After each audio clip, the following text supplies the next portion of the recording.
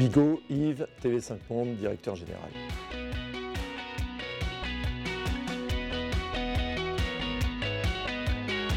Alors sur le capital data, aucun impact, parce que nous, la particularité justement de la cyberattaque que nous avons subie le 8 avril 2015, c'est qu'elle n'était absolument pas destinée à prendre quelques données que ce soit, mais à nous détruire. Alors, pour répondre précisément à votre question, donc pas de question de données, mais évidemment, grosse problématique pour l'entreprise. D'abord, pendant les 8 premières heures qui ont suivi cette attaque, nos 12 chaînes étaient en écran noir, et donc nous aurions pu perdre absolument la totalité de notre distribution sur la planète, ce qui revenait à mettre la clé sous la porte de TV5 Monde. Pendant des mois et des mois, d'abord, on ne savait pas si on allait s'en sortir. Ensuite, une tâche qui prenait 1 heure, en prenait 3, mais qui prenait aussi une personne, en prenait 5. Et puis enfin, il y a évidemment l'aspect purement financier, qui nous a coûté 9 millions d'euros sur les exercices 2015 et 2016, et qui de manière courante continuera de nous coûter entre 3 et 4 millions d'euros chaque année, désormais, de dispositifs de sécurité additionnels.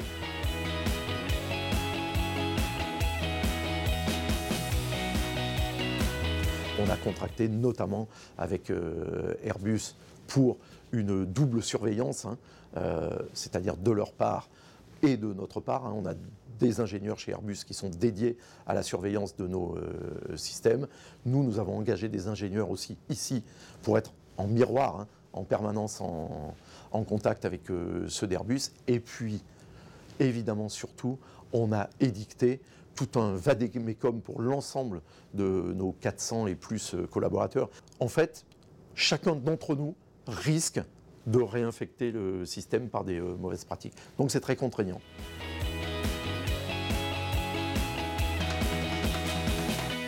Pour ce qui est de la cybersécurité, c'est l'ANSSI qui donne ses directives. Nous avons contracté avec Airbus et donc on se parle à 3 entre Airbus, l'ANSSI et TV5.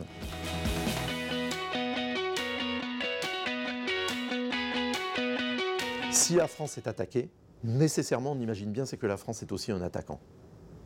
Et donc, le fait d'être des attaquants, c'est aussi une bonne raison pour être attaqué.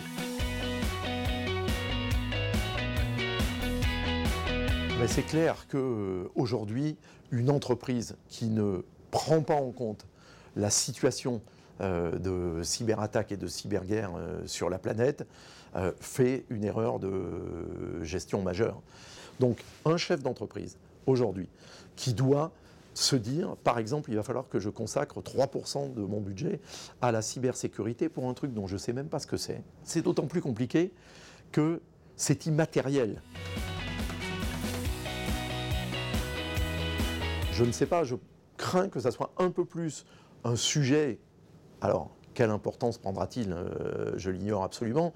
Mais un sujet sur est-ce que l'élection présidentielle française risque-t-elle d'être perturbée par des interventions, justement, de hackers russes ou autres, comme ça a visiblement été avéré lors de l'élection aux États-Unis.